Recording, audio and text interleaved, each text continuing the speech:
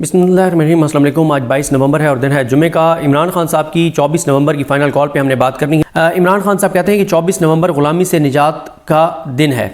फिर इमरान खान साहब कहते हैं कि मुल्क में कानून की हुक्मरानी, आइन की पासदारी और इंसानी हकूक़ मुअत्तल हैं, जिसकी वजह से पूरी कौम का बाहर निकल कर कुर्बानी देना नागुज़ीर हो चुका है। कौम को फैसला करना होगा कि बहादुर शाह ज़फ़र की तरह मौत तक ग़ुलामी का तौक़ पहनना है या टीपू सुल्तान की तरह मरते दम तक आज़ादी का सेहरा पहनना है। सऊदी अरब से मेरे मिसाली ताल्लुकात हैं। जब वज़ीराबाद में मुझ पर कतलाना हमला हुआ तो मुझे सबसे पहली कॉल सफारत खाने के ज़रिए वली अहद शहज़ादा मोहम्मद बिन सलमान की आई। हमारे दौर में शहज़ादा मोहम्मद बिन सलमान ने पाकिस्तान का तारीख़ी दौरा भी किया। हमारी हुकूमत के ख़ात्मे से 2 हफ़्ते पहले OIC वज़राए ख़ारजा की कॉन्फ्रेंस इस्लामाबाद में मुनक़िद हुई, जो सऊदी अरब के बगैर मुमकिन ही नहीं थी। सऊदी अरब हर मुश्किल मरले में हमारे साथ खड़ा रहता है। बुशरा बीबी के बयान को तोड़ मरोड़ कर कौम की तवज्जो हटाने के लिए की कोशिश के तौर पर इस्तेमाल किया जा रहा है। बुशरा बीबी ने सऊदी अरब का नाम नहीं लिया। हमारी हुकूमत के ख़िलाफ़ तमाम साजिशों में जनरल बाजवा का हाथ था। मैंने उस वक्त भी चीफ जस्टिस और जनरल तारिक खान के ज़रिए साजिश की तहकीकात करवाने की कोशिश की, मगर जनरल बाजवा ने ऐसा नहीं होने दिया। अगर तब शफाफ तहकीकात हो जाती तो सच खुलकर सामने आ जाता। बुशरा बीबी का सियासत से कोई तल्लुक़ नहीं। बतौर अहलिया उन्होंने एहतजाजी कॉल के हवाले से कौम तक मेरा पैगाम पहुँचाया। नवाज शरीफ के लिए मुशर्रफ दौर में कुलसूम नवाज़ भी निकली थी, मगर उसने डिक्टेटर होते हुए भी खातून को जेल में नहीं डाला था, मगर बुशरा बीबी को 9 माह झूठे मुकदमात में कैद में डाला गया। इमरान खान कहते हैं कि कौम अपनी तवज्जो 24 नवंबर के एहतजाज पर रखे, इंशाअल्लाह फ़तह आपकी होगी। 24 नवंबर को एहतजाज हर सूरत में होगा। पाकिस्तान को बनाना रिपब्लिक बना दिया गया है।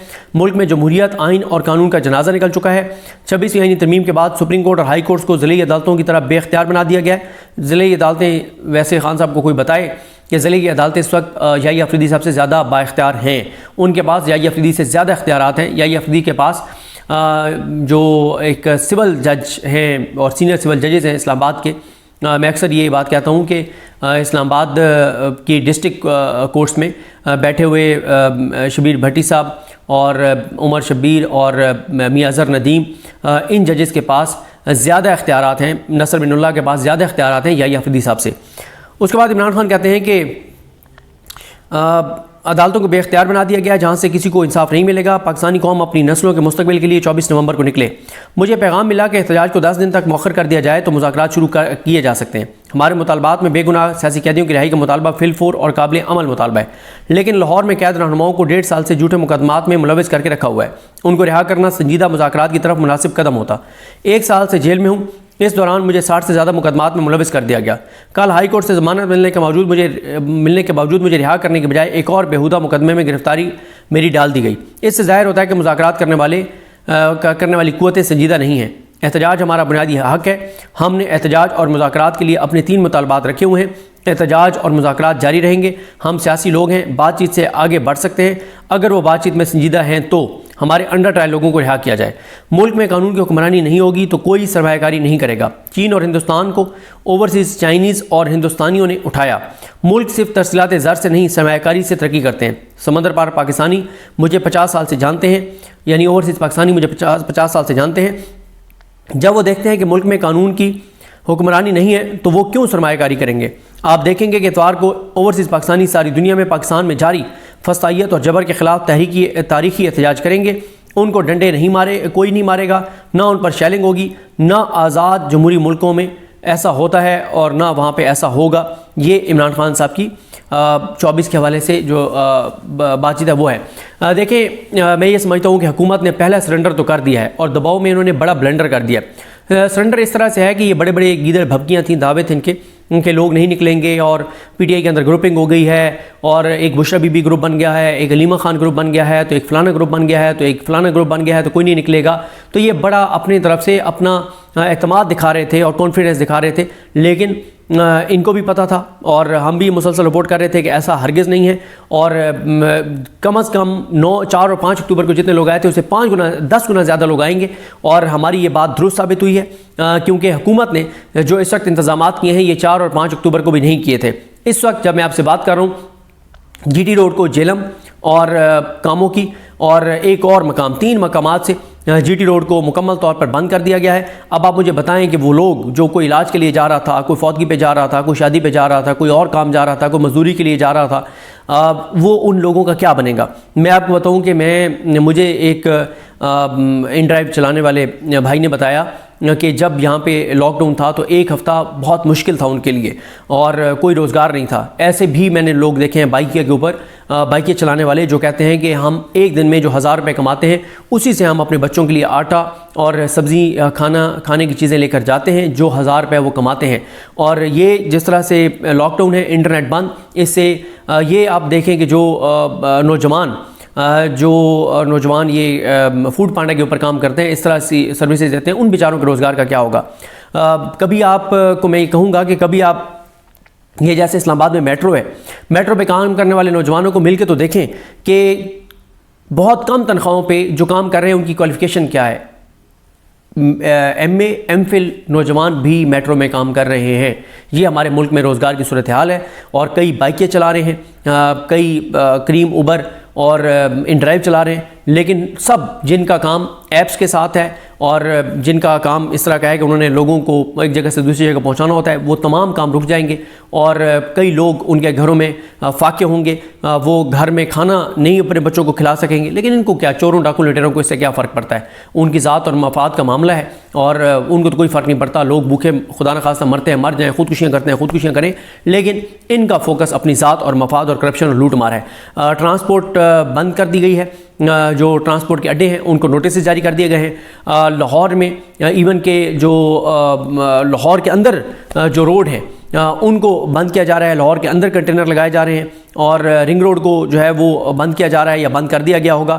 اسلام آباد میں مزید کنٹینرز لگائے جا رہے ہیں. موبائل سروس بتایا جا رہا ہے بند کر دی جائے گی. مریم نواز خان صاحبہ جو جیو کے لیے رپورٹ کرتی ہیں اور فرام کوٹ روم نمبر 1 میں وسیم ملک صاحب کے ساتھ ان کا پروگرام آپ نے دیکھا ہوگا, بہت زبردست وہ پروگرام کرتے ہیں.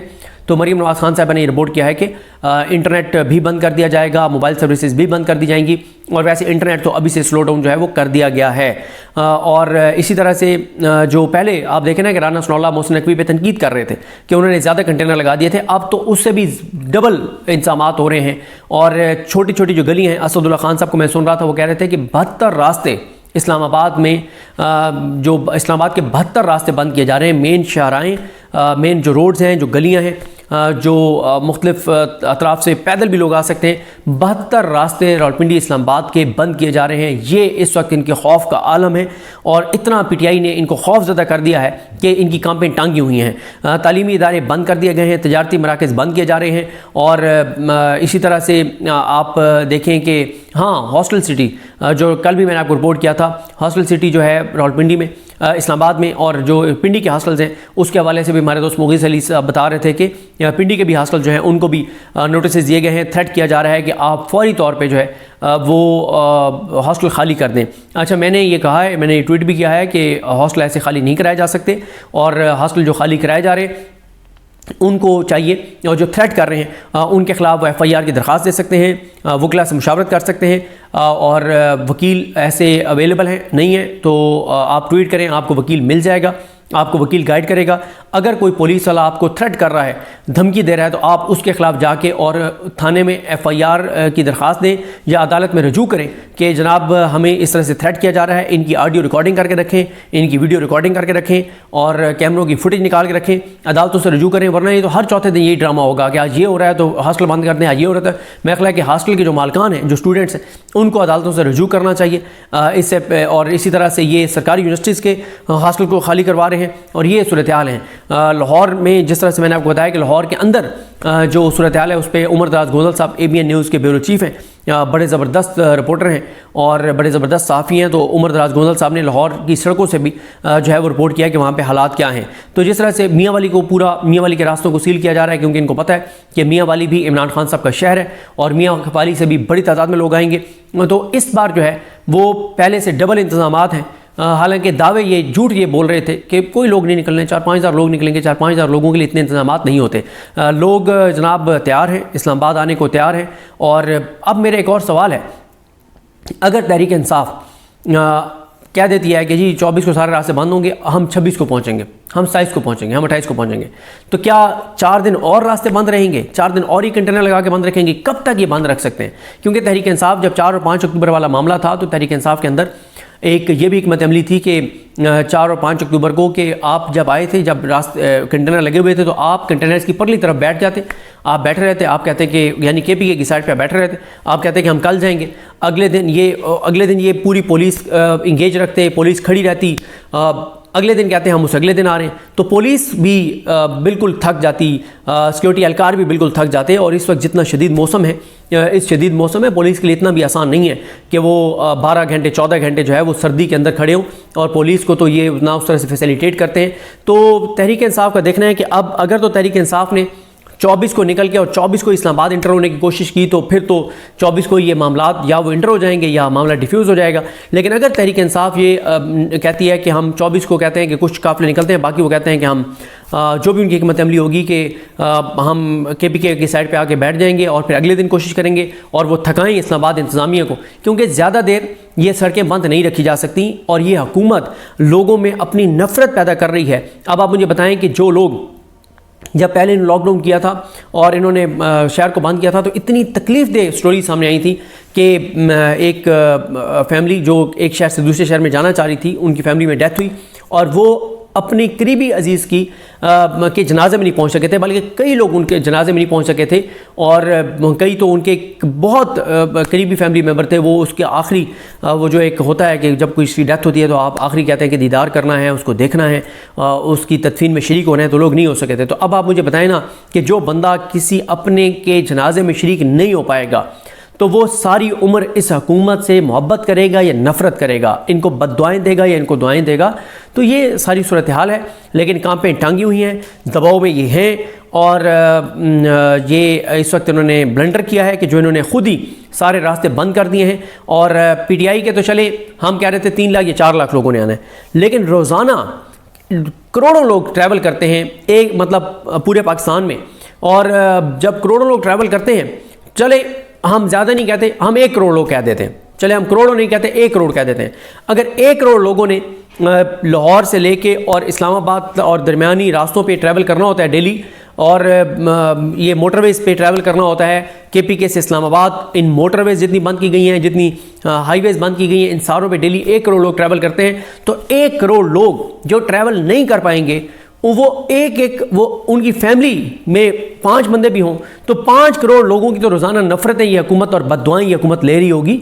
تو لیکن ان کو نفرت سے فرق نہیں پڑتا، کیونکہ یہ ان کو کانفیڈنس ہے کہ عدالتیں ہم نے فتح کر لی ہیں، یا افریدی صاحب کو ہم نے بٹھا دیا، امین الدین خان صاحب کو ہم نے بٹھا دیا، ادھر عامر فاروق صاحب بیٹھے ہیں، ادھر علی نیلم صاحب بیٹھے ہیں، وہ کہتے ہیں کہ عدالتوں سے ہی مسئلہ ہوتا ہے، عدالتیں ہماری اپنی ہیں، جج ہمارے اپنے ہیں، چیف جسٹسز ہمارے اپنے ہیں، آئینی بینچ ہمارا اپنا ہے، تو ہمیں کوئی پریشانی کوئی گھبراہٹ نہیں ہے۔